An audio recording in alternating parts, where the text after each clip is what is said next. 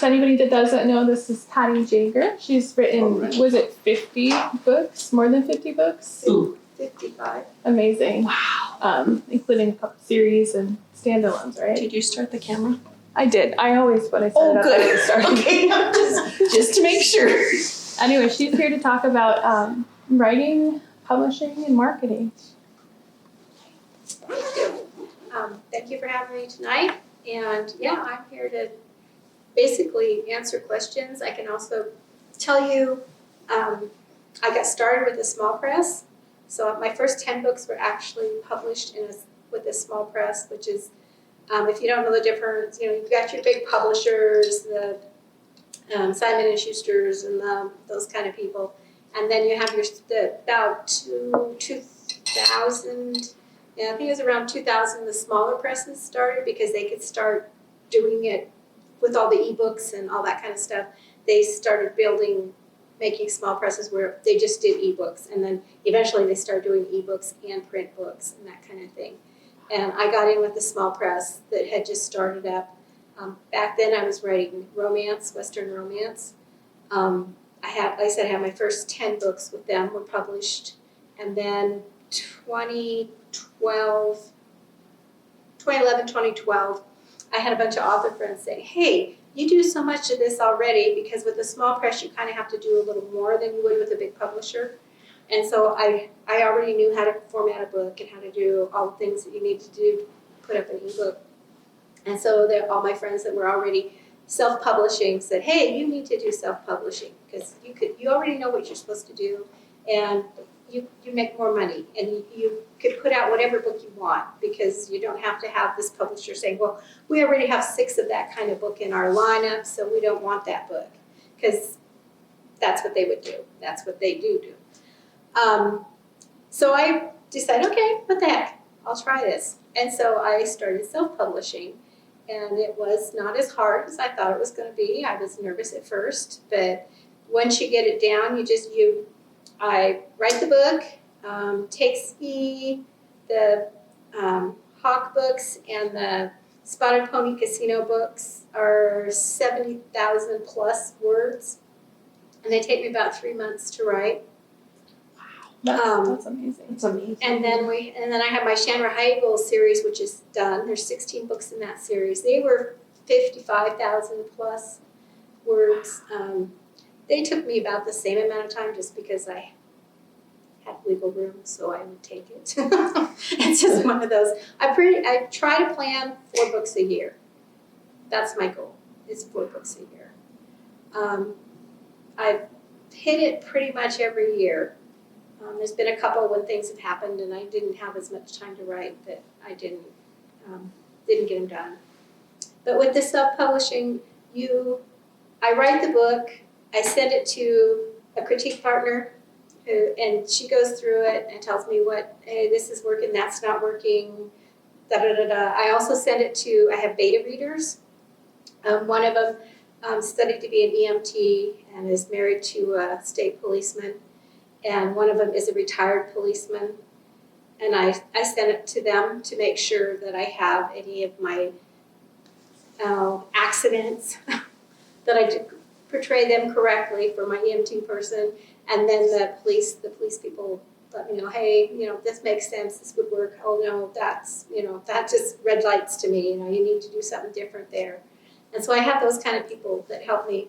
And then once I get through with them, then I go through it one more time, fixing and adding and doing everything that they suggested, or not. I'll look it up and see and say, oh, well, or I'll ask them more questions and say, hey, well, this is what I want to happen. How can I make it happen and make you happy so that it, works for a policeman? Where did you find your beta readers? Actually, one of them came to me, the retired policeman. He started reading my series, and he emailed me and said, in this book, you probably shouldn't have done this. This would be the correct way to do it. And I said, oh, thank you. By the way, you want to read my PDFs before, or my story before I do anything? And he goes, I would love to. So that's how I got him. He just read one of my books and then wanted to help. The other one is actually my oldest daughter. She's the EMT and her husband's the state policeman. And she is my most critical child. She will tell me when something is not right. She doesn't sugarcoat anything. Nice. So she's the perfect, she'll say, Mom, this doesn't work. You've got to, or she'll call me up and she'll start telling me, oh, in chapter this, you da-da-da-da, in chapter da-da-da. And I get really quiet. And then she's like, I'm not upsetting you, am I? I go, no, I'm trying to think of how to fix what you're telling me. It's like my brain starts automatically going to how to change it up and make it work to fit what she feels would make it more plausible. And that's kind of fun. But that's where I got my beta readers. Cool. Critique partner is someone who actually writes, so you get that influence of another writer with the grammar and they know the cadence, they know what you have to do at certain points in a book and stuff like that. Then from there I get it done, I go through it again and then I send it to a line editor, and that's a person who does grammar and all that kind of stuff. She also picks up really well on timeline issues that everybody else missed, and me, including me. She picks up on that, and then I get it back from her, and I fix it again, and then I send it to a final proofreader, and she's, and that was another person that actually came to me. She was reading my books, and she found some things in my couple of typos and things, and said, hey, I'd be willing to read these for you if you want to send them to me before you publish. And so that's what I do. And so she's my final proofreader, and they all get really big Christmas presents. And then I publish, and then I put it up. I format it for ebooks, and I put it out through Draft to Digital. So it will go to. They have like 45 different distributors. So I put it to Draft to Digital, and they distribute it to everywhere except I mark out Amazon, and I put it up on Amazon myself because you get more back when you can do it direct. But I don't want to deal with all the Apple. I don't have an Apple computer, so Apple's hard to upload things to if you don't have their equipment. And so it makes it much easier to do it through Draft to Digital. And then I do that for my ebooks. And then for my print books, I go through Ingram Sparks, which is one of the main places where bookstores and some libraries. I don't know if you guys get them from Ingram's or if you get them from Book Drive. We get it from Ingram, Okay. not Spark, no, just regular. Okay, Ingram. And my Hawke books are now in hardcover, if I hadn't told you that. So you can now get them in hardcover. I didn't know that. They actually came to me last year, sent me an email and said, hey, we'd like to put your Hawke series in hardcover. Is that okay? I'm like, if it Can I doesn't- trade in all my paperbacks? Well, let's see, maybe. So I said, sure, what's it gonna cost me? And they go, nothing, you just need to send us an ISBN. So I was like, so I figured there must be a lot of libraries that are wanting them, and that's why they wanted it and put them in hard. Where do you get your ISBNs? I belong to a writer's co-op, Wintry Press, and as a co-op, we buy ISBNs in bulk, so they cost less. And so then I just write to the person who's in charge of the ISBNs when I have a book ready to put out and say, I need an ISBN for an ebook, a print book, an audio book, and for the Hawke ones, I need a ebook, print book, audio book, large print book, and now hardcover. So now I have to buy 5 ISBNs for my Hawke books, but it's worth it if more people can get a hold of them. How much is an ISBN? Well, I get it for $10 because we buy in bulk, but I've heard other people say it can be around $70, $80 for an ISBN. Per if you go- ISBN. That's quite a savings. Yes, it's worth it to me. It's like the co-op started out, we were gonna be really help each other and do all this kind of stuff and do this and this and this and this, and nobody, there was like 3 of us that were actively doing things, and the rest of them were just kind of out there. So now it's more or less We have a newsletter, we have a website where you can buy my books from that website. And then, but the perks of it are like the cheaper ISBN. We have the website, I can send people to that website if I don't wanna send them to mine. But I always send everybody to mine. We do a anthology book once a year, so we can do a short story, put in an anthology book. Just there's a few little things we do as a group, but not as much as we had planned in the beginning. But for me, it's like I keep telling the person who started it all, I said, I love it because I get the cheap buys, because of course I buy most of them, because I do the, when you do 5 formats of one book and that kind of thing, it's wonderful for me. And I help as much as I can with the co-op because I feel like it's so good for me that I want to help them. So can other people join this co-op? Is it open or is it just a closed group? Now, it's open. You have to have published a book and you have to be actively writing and growing your writing career is the main things. And then the head of it has to read one of your books and see if it's quality. Because if we do have quality, it has to be quality books that come in. Do you carry other people's books when you go to sell them? And does anybody else in your group carry your books to sales that they go to that you're not? Not through Wintry Press. I belong to another group called NIWA, Northwest Independent Writers Association. Anybody can join that one. I think it's, I'm gonna say $30 a year. It's that or less. It's not more than that. I know that. I don't pay attention to that. I just got it on Renew. I think it's like 30. But anyway, What was that again? I want to write that down. What was that? it's NIWA, and it's Northwest Independent Writers Association.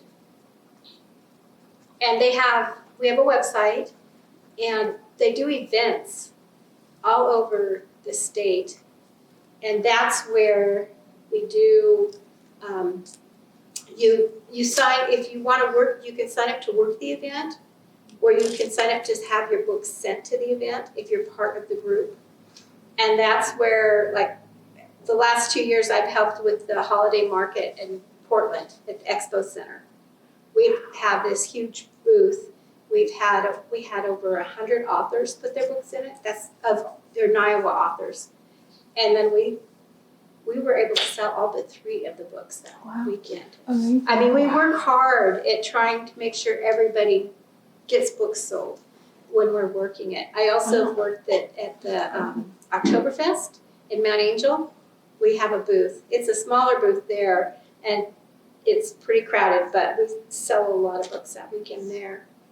And then last year I went down to La Pine at the Rhubarb Festival in La Pine, and we had a booth.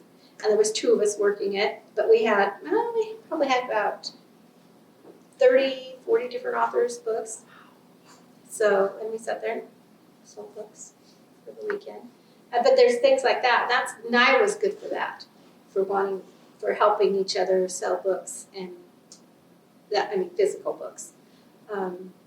I just signed up I got invited to do a event that actually it's not an event. I'm with 12 other authors, and we're going to, every month in our newsletter, we share a link to one of the author's free books. So I made a book free on BookFunnel, made a code, and then the other author, like one author in March will say, hey, look at the Paty Jager's book. I've got a link here where you can get it for free. And so they're hoping that their readers will start reading my books and they'll start buying my books. I'll do an author on my newsletter with her free book, and hopefully by my readers reading her free book, then they'll start buying her books. So there's 13 of us that are doing this, and so it'll be for a year. So that's another way to help each other. Have you found your newsletter to be the best source of selling books, or social media, or something else? Yes and no. First, you gotta get people to the newsletter. And I tried doing a few, there's things you can do, you pay, and then people sign up for the newsletters of all these people that are part of this event.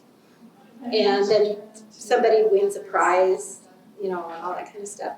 And I find usually once you get all those people put into your newsletter, they start going out. They start dropping off.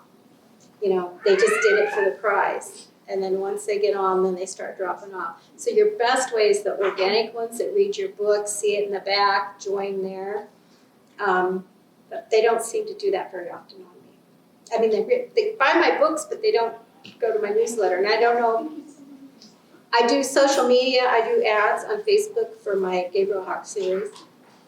And it does continually see sales and stuff through that. But I don't see newsletter signups. I have about 4,500 people on my newsletter. Wow. But when it comes out and I have a new release, I don't have 4,500 sales. I bet you don't even have 4,500 opens, because not everybody Yeah. reads their emails. Yeah, it's usually the open rate is about 20%. So. Now, on the Higheagle series, you said it ended. I read several of the books in that series.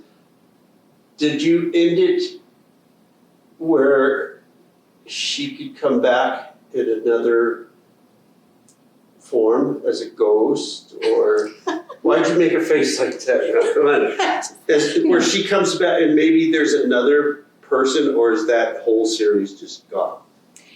Okay, I ended this story. You've read it. No, the reason I'm asking is because if you kill off a character, right, and you've created the whole world. I didn't kill her off. Well, that's what I was asking. Yeah. No. No. Yeah, that's why I said if she comes back as a ghost or something. No, I didn't. No, she didn't get killed off. The dreams quit coming to her. Okay, so, and but what I'm talking about is you are done writing that series. Because what I'm talking about is you world build for so much for that, and then it's just kind of like you put it on the mantle and pick up a whole nother world. Kind of. It got to the point because she starts out, if you haven't read it, she's a Native American potter, and in the first book she's single. Well, by the end of the series, she's married and they've just adopted 2 children. So I'm a mother, I could not see her putting herself in danger anymore trying to solve murders when she had 2 children to take care of. So that's why I ended it. But then I did a novella at Christmas time, and the kids are now in college. So I could, if I really wanted to, I could pick it back up with maybe her husband, who's now the sheriff, might be retired and they're older and they're that kind of thing. But at the moment, my heart's not in it. Okay, I get it. And that's why it ended. Because I was tired of Huckleberry. No, I enjoyed writing it. I had fun. And I like hearing people say that they really like the characters and all that kind of stuff. So I really enjoyed that. But the Hawke one has been in the back of my mind for a long time too. And so I wanted to do it. And he's a Oregon State Trooper with Fish and Wildlife in Wallowa County, which is where I grew up. So I'm using country that I know, except I changed up the towns because I didn't want anybody to think I was writing back then. Because I know from growing up in a small town what that's like. You're writing that so. And I already have one person who sent me an email and thanked me for writing such a nice book about their uncle. And I'm like, who? And it was one of the secondary characters. And I'm like, oh, I did not know that there was anybody by that name but it was somebody from LeGrand. Her uncle was a policeman in LeGrand, and I had a policeman in my town of Alder, which is Enterprise. So I changed up the towns and everything, and I try not to use any of the last names, but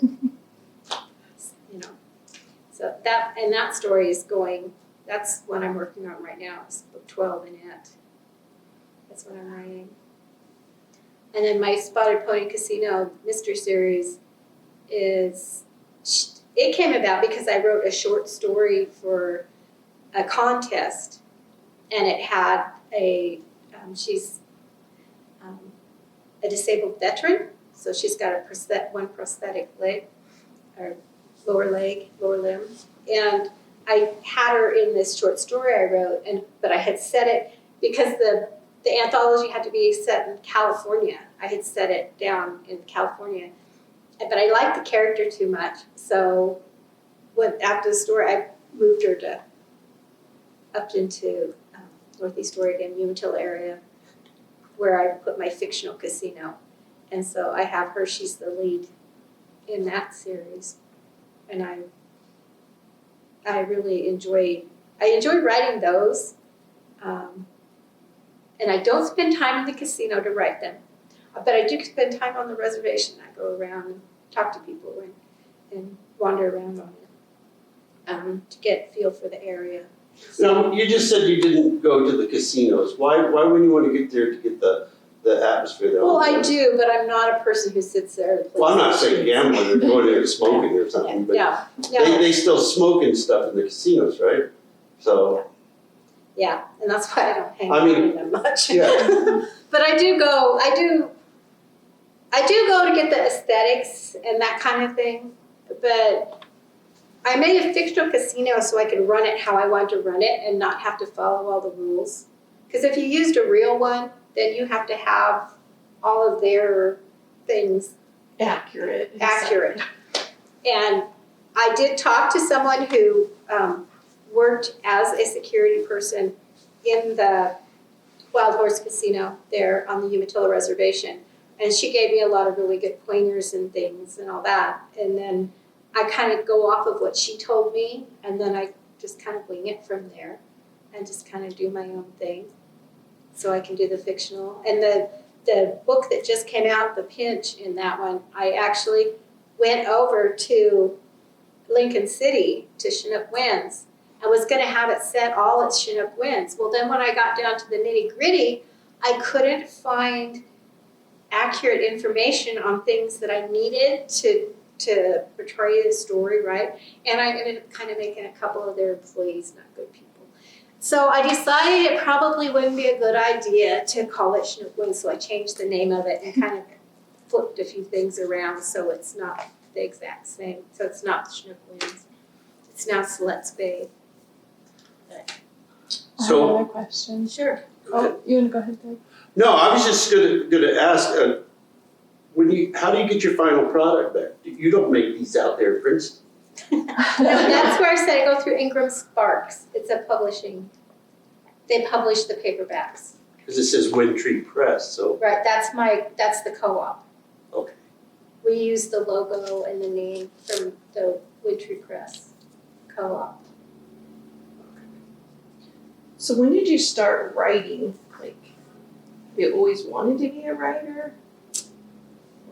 I wanted to be an artist when I was younger, but I wrote. When I was a kid, I would write plays, and my little brother and I would use the stuffed animals on sticks and do the plays. I wrote some, you'll probably remember, Snoopy, Happiness Is, Love Is, those books they used to have. I wrote a Happiness Is book, but my guy was Joey Jiggle, and he had a big nose and a big bottom, and I drew pictures, and Happiness Is, hitting your brother or whatever. But I did something like that. And then I did a ongoing story with my friends. I'd write a page, that somebody else would add to the page, and that kind of thing. I never really thought about I could be a writer. It was not something that back then, a girl coming out of high school, you you were a nurse or you were a teacher. You know, it was not, they didn't tell you that, hey, you could do this, or you could do this, or you could do that. And I didn't follow either of those. I just went away. But anyway, I went off and I was, after I got married, I read a lot. It was all mysteries. Up all night reading mysteries while the kids were crying. No. While the kids weren't sleeping. My husband was a truck driver, so he was gone. And I could kind of make my hours. And then when the kids got into school, I started taking some writing classes at the community college. I decided art and writing is what I was taking. And the art went okay, but the writing went way better. I got a lot better comments and all that kind of stuff. And then I started taking some community ed classes, which are at night. And there was one lady who was teaching us to write either nonfiction or fiction. It didn't matter. She was just teaching us to write. And her big thing was believe in yourself. Believe in your writing. Believe in you. And I went away from there and I went to, well, back up a little bit. I wrote a couple of kids stories for my kids in school. Like I'd go on a field trip with them and then I'd write up this fictional little story about where we went and the characters and then I'd give it to the teacher and they'd read it to the kids. And then I went into one of the, there was a school assembly and it was about a storyteller. And I watched the assembly and then I went over and sat down with him afterwards and started asking questions. And I started writing these all down and everything. And then I went home and I typed up an article and then I called the newspaper and I said, I have a story for you about the storyteller who was at Terrebonne grade school. And they go, oh, well, I'm sending a reporter out to Tumalo tomorrow to talk to him. I go, oh, you don't need to. I already wrote it. And he kind of laughed, you know, the editor, because of course I asked for the editor. And he just kind of laughed and he said, oh, really? And I go, yeah. And he goes, well, if you can bring it in here before 4 o'clock, I'll look at it. And so I'm like, oh, okay, kids get off of school at such and such. Into Redmond I went. And I walked in and I looked for the editor and I said, hi, I'm the one that called. I've got this story. And he goes, oh, okay. And I handed it to him and he looked at it and he read it. And then he goes, guess we'll just be sending a photographer out tomorrow. Nice. So then I started writing. They'd send me out to do freelance human interest stories for the Redmond Spokesman. And then the Bend Bulletin started doing where they would accept freelance human interest stories. So then I started going out and finding stories and writing those for the Bend Bulletin. And then all the time I was doing that, I started the process of learning how to write a novel. I wrote 2 mystery novels. The first one was to kill off somebody that I was really mad at. So that was The Victim. And then I sent it off and I did the wrong thing we didn't have all this internet. We didn't know how to, couldn't connect with writers like we do now, or with people who knew things like we can now. And I tried to connect with some mystery writer groups and stuff, but you had to be published first. They didn't want you unless you were published first. And I couldn't find anybody to really help. So I looked up, like I read, where you're supposed to go through this big book at the library of all the publishers and editors and things. And I went through there and I wrote down names of people and things that that took mysteries and this kind of thing. And so I set off my mystery I had to send $150 with it, which I didn't know at the time you weren't supposed to send money. I mean, that's not what I meant. He wanted money, but I didn't realize that a true agent or editor would not be taking money. So he was a scam, but I didn't know that. Until years later when I joined RWA, Romance Writers of America, and learned all this stuff that I did wrong at the very beginning. But anyway, he said, I wrote the book in first person because I'd been reading Sue Grafton, and it was first person. I loved her books, and I'm like, I'm going to write like this. So I wrote it. And his letter back to me was, I can't do anything with this. It's in first person and you can't sell first person mysteries. And my brain's going, but Sue Grafton, I couldn't. So I thought, okay, well, I'll make it third person. So then I sat down and I wrote it all out in third person, got it all done, sent it off to him, never heard from him again. Well, that kind of bummed me out. And then somebody told me that, well, you can write romance. And I thought, okay, well, historical romance, yeah, I might be able to do that. So I started working on that. And I don't know if you've ever heard of Fish Trap. That's a writing group that's up in Wallowa County. And I saw where they were you could go and get your work looked at by an editor from New York City. I thought, all right. So I go up there because my mom and dad lived there still, and I could stay with them and go to this workshop. And I got in there, and they had us read a little bit of each of our stories.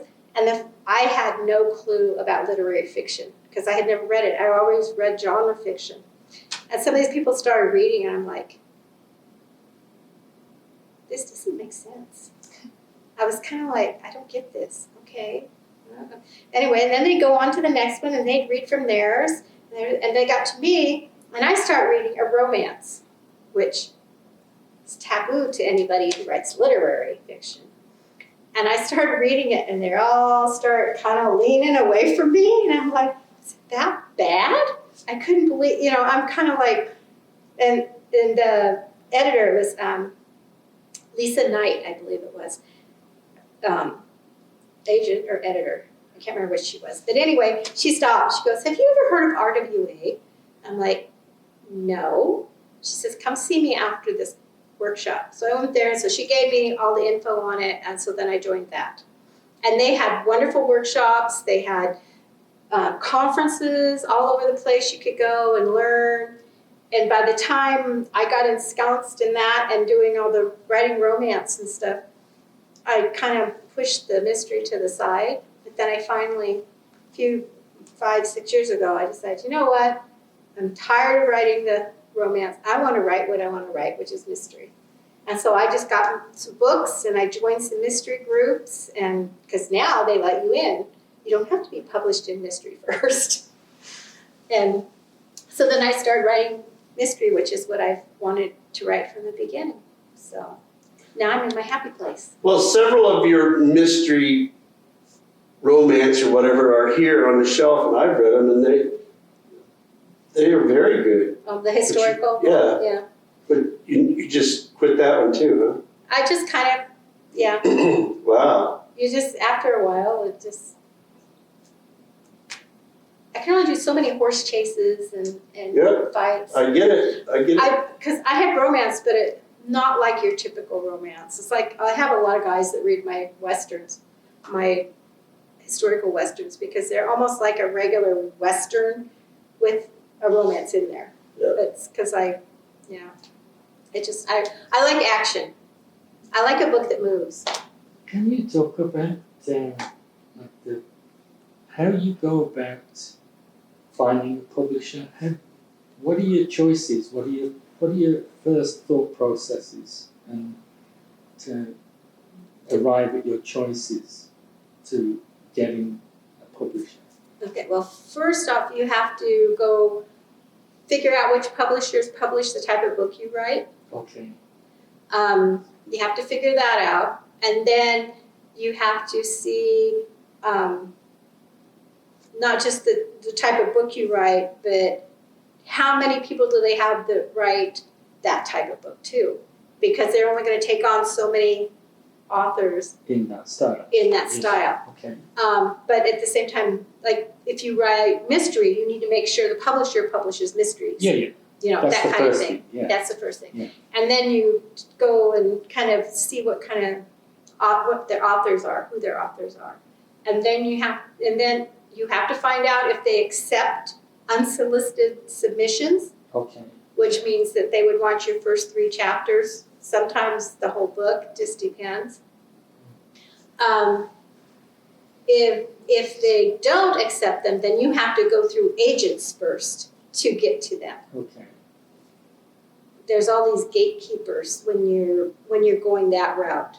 That's kind of why I like self-publishing. Because I had several agents that liked my writing, but they were like, well, yeah, but I'm not sure where we would put, because I kind of write cross-meshed genres. I don't do it's just like my Shandra Higheagles. A lot of people call them cozy mystery, but they're not. They're more of a cozy noir. They're a little darker than a cozy usually is, the crimes and some of the people. So I don't write to an exact genre. So it makes it harder for editors or publishers to figure out where to put my book on a bookshelf in a bookstore. Yeah. So that's why it's easier for me to go indie, because bookstore owners know where to put them. You know, they don't care. They just put them where they. But when you've got a publisher that's going, well, let's see, I've got 6 of them that are kind of like that.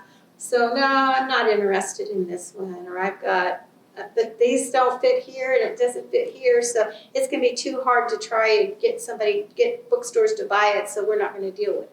So what is the difference between being a self-publisher and what would happen if you had a publisher then? Okay, so if you get a publisher, you send your book to an editor, and they like it, and they give you a contract, okay, then they're going to do edits with you, going to do revisions. So you don't have editorial control even of your own work, like 100%. You have to go and Yes, they're gonna tell you the revisions and the edits you need to do. Wow. They're gonna come up with the cover. But they will get it all put into ebook and into print and into these whatever. formats. Yeah. Into the formats for you. Okay. And then they're going to take a percentage Right. of all your sales. Naturally. They don't do it per word? Sorry. But you'll still have to do all the publicity and all the promotion and all the marketing. Okay. So then with self-publishing, well, I presume all that co-editing stuff doesn't happen. You have 100% of that control. Well, that's what I was saying. That's why I have my critique partner, my beta readers, and my line editor, and all that. That's the process that a publisher would do for you. But how do you find someone then to put it into these formats, because you don't have that publisher anymore? I do it myself. But not physically. Like you don't. Well, you have. I make the You have to ebook find format. somebody. I make the ebook format on in a document how they want it formatted, and then I send it to Draft to Digital, which is an aggregator, which is you send them the document and then they make it into an EPUB and a MOBI file, which both basically your e-readers are either they're either a EPUB or they're a MOBI. MOBI's Amazon. Yeah. Okay. They take it and make it into that, and then they send it to all the ebook vendors. Yeah. Okay.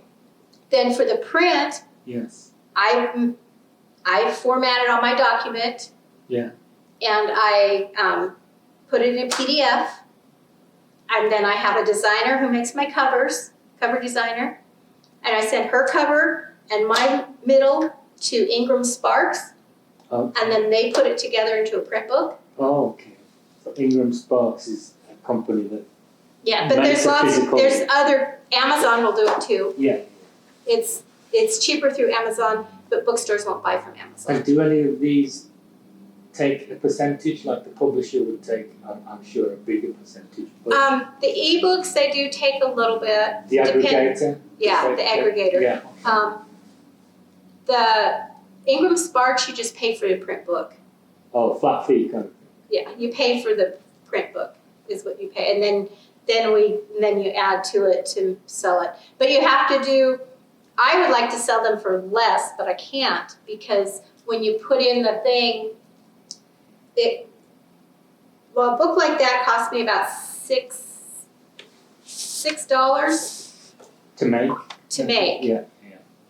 Well, by the time I put in if I put in $12, then they're telling me I'm losing money by the time it goes through, like when a bookstore buys it or whoever buys it. Distributors and all this. So I have to put the price. So I have to put the price up to $14.99, so I can make at least $1 Oh, wow. at the books when they sell from there. Yeah. So when I sell in person, I always sell them for less because I don't have that middleman Yeah, in there. overhead, yeah. So, but that's like that. So, I had a thought and then I lost it. Any more questions? Could you tell me about your plotting process? Do you have an outline or do you kind of work from? I have a suspect chart. Oh, I don't do outlines. But I have a suspect chart. I come up with my idea for my story. The one I'm working on right now actually came about at Mount Angel last year. Another author who writes suspense thrillers and I were working the booth. And across from us was a booth where they used movie film, throwaway takes or whatever, and they made belts and purses and things out of them. And the guy next door to us came over, he says, that'd be really something if there was a snuff film on one, somebody didn't know that they were. So that got both of us going like this, clicking, and she's writing a book now that has to deal with film, only hers is more like that. My story is, I've got my Gabriel Hawke character is doing a patrol on the Snake River in a jet boat, and his dog finds a human bone, and so they have to go find it, and they don't know whether it's how old it is or anything like that. But they find a canister of film, and so he's getting it developed. But anyway, things just pop into my head, and I'm like, okay, so now I've got to sit down. I know this is going to happen, this is going to happen, and this is going to happen. So then I sit down and make my suspect chart. So I have the person who dies, I give them a name, I write down everything about them I want to know or need to know for my story, and then I write down how they died, and then I start with my suspects, and I come up, okay, so I need somebody that, had a grudge against him, okay? You give him a name, give him a little bit of a description, and then I'm like, okay, now the wife, let's see, she had this problem, didn't like he was stingy with the money or whatever. And then, so I get about 5 or 6 names and reasons why they might want him dead. And then as I write my story, I introduce them. That's kind of introduce them into the storyline and what's going on, and then I start building my twists and things off of how they act, what they do. And a lot of times I will think, okay, this is going to be the killer, and by the time I get about 3/4 of the way through, it's like, oh no, it's not that one, it's this one, and I'll think, okay, so then I do that, so it makes it a twist, because it's not who I thought to start with. But then when I go back through, I find that my subconscious did put in all the little things that prove that it is this one that I hadn't even planned on it being. So it's just kind of, but I don't do, I tried to do outlines once. And by the time I got done outlining it, it was like, I know what's going to happen. Even though they say you don't stay with the outline a lot of the times, but by the time I've written it, I'm like, I know the story. It's not fun anymore to write because I know what's going to happen. But I always have a couple of spots that I know certain things are going to happen. Like in this one, Hawke has run into a relative that he hasn't seen since he was 4 years old, and they moved from the Lapwai Reservation. So he's got to decide if he likes her or doesn't like her or whatever. So there's this little thing going on there. And then there's, of course, they found the bones, and they're trying to figure those out. And he's found the film, and now he's going to find out from the film that probably the guys whose bones they found saw somebody else being killed. So now he's going to have 2 homicides that he's got to figure out while he's on this thing. And so it's just gonna add more and more to the story as I go.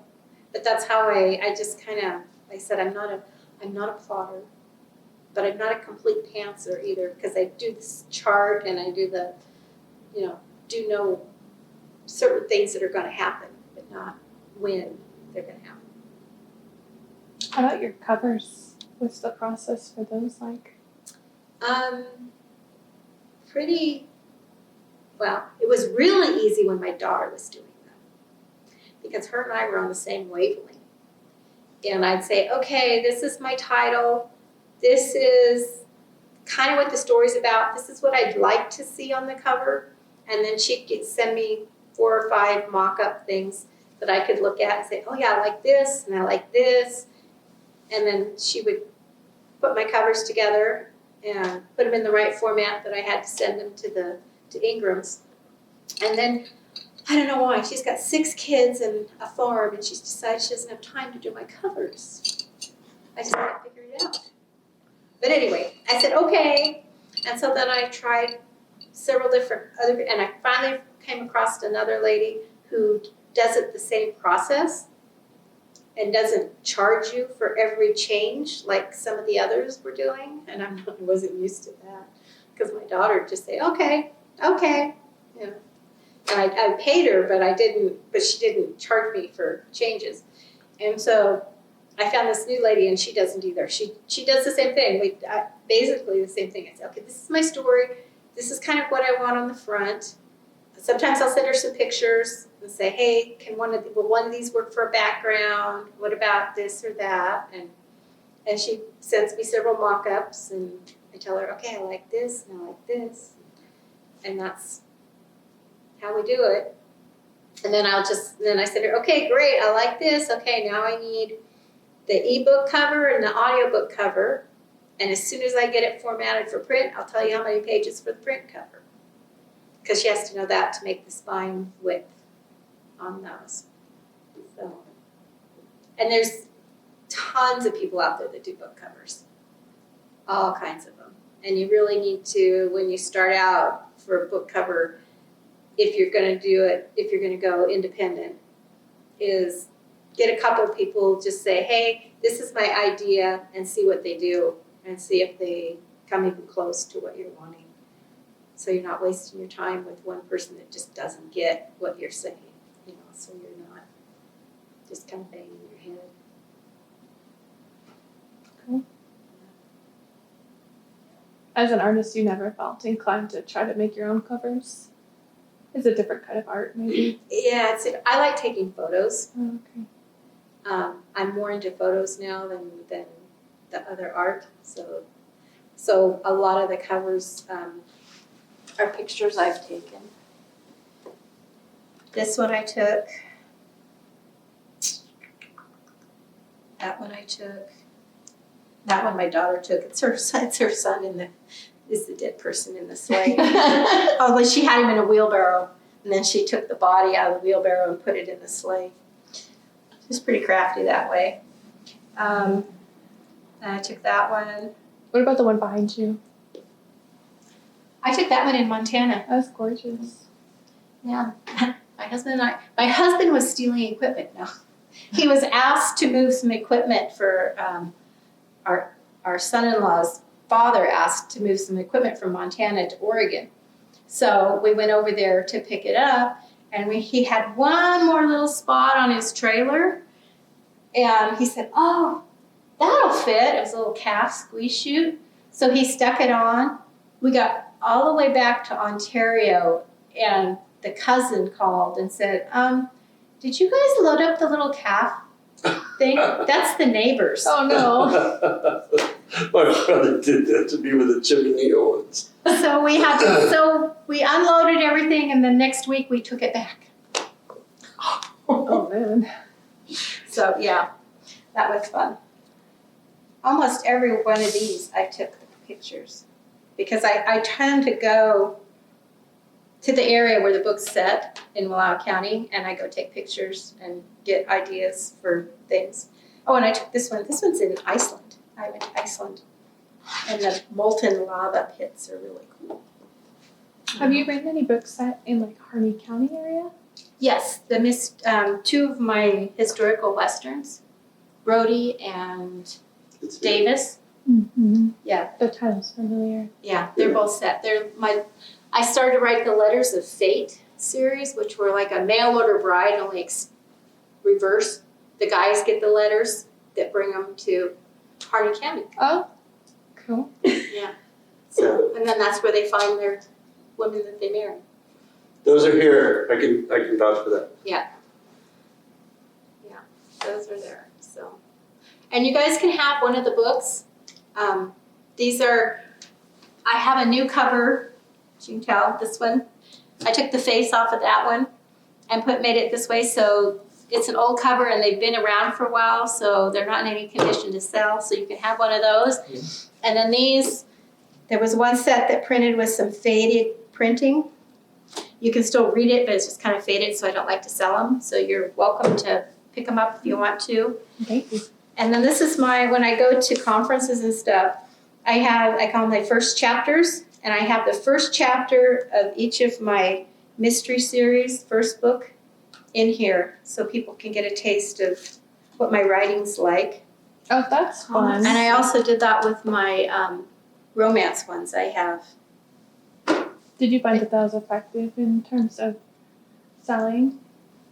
I think so. It at least gets people to see my name. They read and see what it's all about. And I think when I hand those out, I see a little bump in sales of the first books, which is what you want. Do you do Kindle Unlimited? No. Have you been interested in trying that? No, because I feel I don't want one place having that. People can only go one place and get my books. Oh, is it only Amazon? You have to only sell on Amazon if you choose to do that? Yes, if you do Kindle Unlimited, you can only sell through Amazon. Wow. So I've been a proponent of wide from day one. So yeah, I don't do Kindle Unlimited. So, but yeah. So I started when I first started with audiobooks, ACX, Audible, Amazon. You had to have a 7-year contract with them. Wow. And you couldn't have your books. Your audiobooks couldn't be anywhere else except Audible and Apple. And they finally had so much flack over it, and Find a Way Voices came along, which is a newer audiobook place where you could produce your books. And they came along with no contract like that. You could pull your book out anytime you wanted. You could spread it all over the world. They didn't care. And so then ACX took down their 7-year exclusivity clause. And now now Spotify bought out Find a Way Voices, and now we can no longer produce audiobooks at Find a Way Voices, but they will distribute them. So now I have to go back to ACX to get my books produced, but they have a non-exclusivity clause that I'm using so that I can produce them there, but I can take them elsewhere. I'm curious, have you heard of graphic audio? I have not heard of graphic. No. I just discovered them, and it's audiobooks, but it includes like a cast of people reading the different parts and sound effects. I never thought I'd enjoy that, but it's spectacular. Is it graphic? Huh. And it would almost do like mystery, I think. I've only read fantasy graphic audios, but yeah. I'll have to check that out. I have never heard of that one. So do you write your own newsletter and maintenance your own webpage and all that? Do you do all that, or like? I write my own newsletter. I have a web guy to do my website because I don't like dealing with technology at all. And so a friend told me about this guy. He's out of Seattle. He does an awesome job. He's made my website look fantastic. And I also have one page for selling my print books. So you can go to my website under shop, and you can buy my print books. And then I actually sign them and mail them to you, and I don't charge shipping. So that's, and I'm thinking, and right now I'm putting my audiobooks up on BookFunnel so that I can sell them for my website. Because of all these things that Spotify is doing, and I want to make sure that my books don't end up getting used for things they shouldn't be getting used for. We had Spotify send out a TOS, terms of service, here probably 3 or 4 weeks ago. And they had changed it up to where the wording pretty much said they could do whatever they wanted with our books, our audiobooks. Like AI them or do whatever they wanted. And it was like everybody just kind of, and we started sending off emails and calling the Authors Guild lawyers and all this kind of stuff. And within 24 hours, they had a new TOS up. Amazing. But you don't know when they try to sneak it in again. So I'm sticking with them because I don't want to move 30 some odd audiobooks. So I'm sticking with them for now, but I want to have it in place to where people can get them from me if I have to shut down the ones at Spotify. Don't do it at Spotify, so. Kind of reminds me of like Etsy conceptually, because you don't own the platform where things are sold on. You want to have it on your website where you own that platform. Yeah, and there's a lot more of the indie authors are doing that. They're setting up where they sell ebook, audio, and print all from their website. And the problem is getting people to go there and do it. Mm-hmm. Because it's so much easier to just go to where they've been buying all along and do a one click or instead of having to go. So you try to make it so there's fewer and fewer clicks to get them to go do it, but it's also training them to go there and do that. I'm working on that on my newsletter with, I have a button, and at the bottom, underneath it all the time, it says, you can get a print book from me signed if you click this and you go to my website, and trying to, Clear call to actions. yeah. Cool. So, working on it. Yeah. The newsletter's fun because I make it short. I'm not a wordy person. So I give them like a little paragraph about what's happening, what the weather's like here in Harnett County, or if I've been out hiking on the hill or riding my horse or whatever. And then I go to whatever it is I wanted to tell them, like if I have a book for sale or something new came out or whatever. And then I have a section where what I'm working on, I tell them about the book I'm working on at the time. And then now I'll have here's a free book from this author on it. And then buy my books, print books from me at my website. And hope you're having a great March. Yeah, and how often do you write your newsletters? Once a month. Once a month. Wow, okay. I tried to do it whenever I had a book coming out, but then there would be other things happening in between, and I'd want to get those out, and so then I started doing it. Then people said, "Oh, you need to do it twice a month."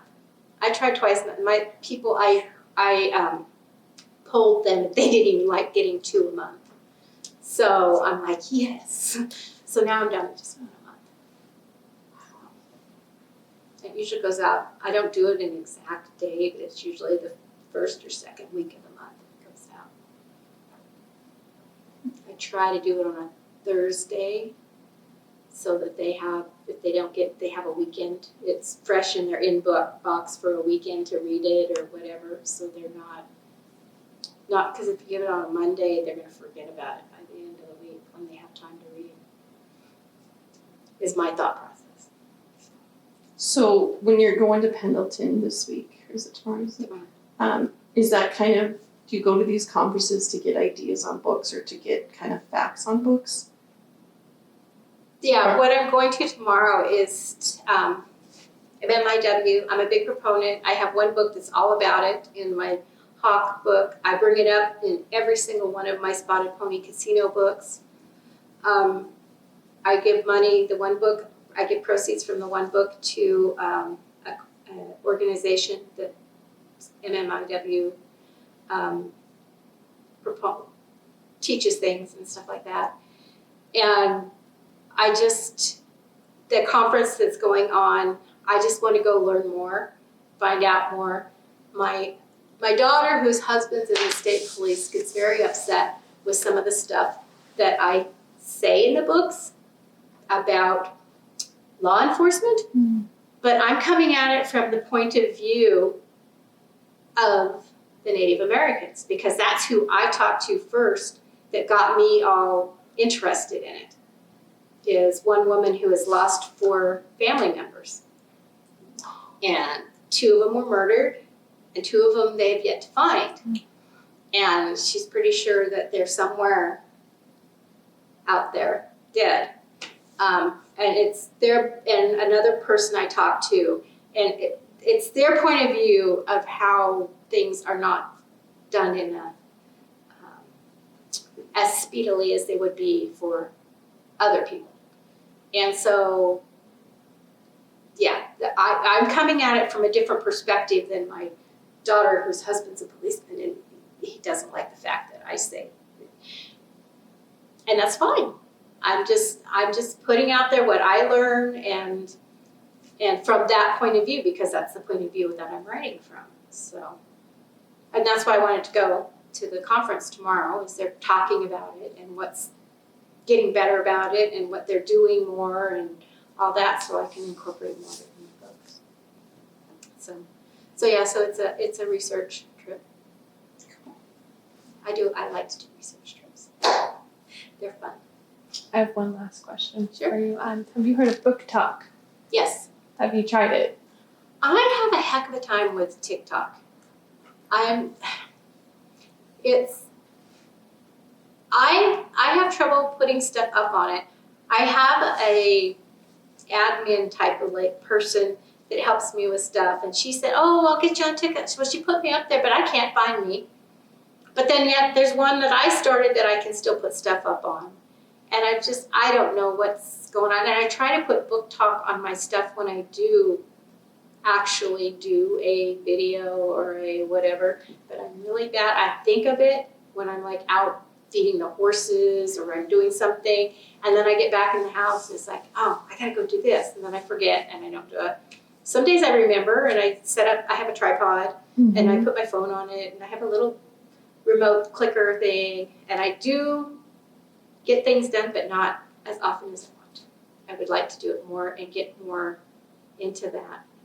But Everything I've read is just about consistency. yeah, and see, and I'm not consistent with my social media, because I can always find other things to do that need to be done. There's nothing wrong with that, though. You know, so it's like, I know I need to be on there, and I try to put up something once a day on Facebook and Instagram.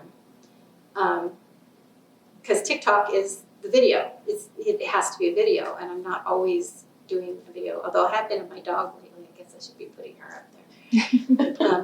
But it wouldn't have anything to do with books. So. But yeah, it's hard for me to do. I keep telling my granddaughter, you just need to follow me around and take videos when it looks like I'm doing something bookish. Sounds like she's busy, huh? A little bit. What do you do for the Harney County 4-H? I'll be seeing you next week. She's the judge for Judge, but Harney County. So Wow. yeah, she's really involved in a lot of extra stuff like that. Tremendous. we got to get it all figured out next week. Judging, yeah, because we got a lot more. A lot more. And you probably know her daughter that lives here. She Who's lives that? there. Christy Kieran? Christy Carey. I think so. I don't think they come to the library much. They have a huge library in their house. Really? and as involved as she is in 4-H and all that, and they don't come in here. To the library? Yeah, I don't know, not much, I don't think so. I'm amazed. Because I know Rietta just finally got a card, a I library just card. saw her at the food thing, so. Are you interested in signing up? You guys are all busy. For what? Busy. Thank you very No, much. Yeah, you're welcome. Thank you very much. Grab a book if you want one. Thank you. Yeah, that was excellent. Thanks. Yeah, it's amazing how prolific you are. 4 Yeah. books a year. I mean, That's impressive. that's amazing. Well, I try to do, when I'm sitting down and writing, I try to do 3,000 words a day when I sit down and write. So, but when I haven't written for a while, I have to work my way up to it. It's like my brain can only do so much, and then the next day I'll get a few more, and then by the end of the week I'm back to my 3,000, and I have to stay steady writing so it stays flowing. Wow. And which a week do you average over the course of writing a book? Probably 15,000 words. Oh, You're probably already signed up For what? her newsletter since Yeah. since she's your mentor. Yeah, yeah, You better be signed up. I know her dog. Yeah. What kind of dog do you have? Chimini. Did you find any buttercups? A little dog. I haven't been up on the hill yet. I went to Double O today and I saw my first bluebird of the year, so. What, are they little tiny ones? Yeah, like they're only this? about that big. We found 2 dead ones Oh, by our horse. sparrows We come. feed the horses. Is that it? Yeah, if you have any sparrows. Because aren't the sparrows the speckly ones? Yep.